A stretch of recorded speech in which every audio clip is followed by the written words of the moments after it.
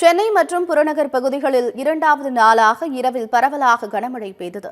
சென்னையில் நேற்று அதிகாலை பெய்த கனமழையால் சாலைகளில் மழைநீர் தேங்கியது.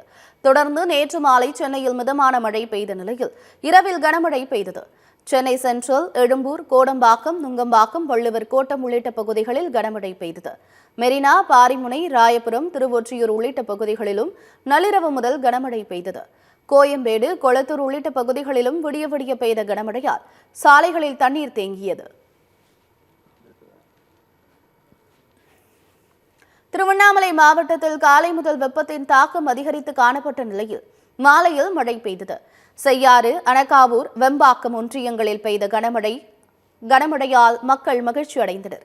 இதேபோன்று வேலூர், காட்பாடி, கேவி குப்பம் உள்ளிட்ட பகுதிகளில் பரவலாக மழை பெய்தது.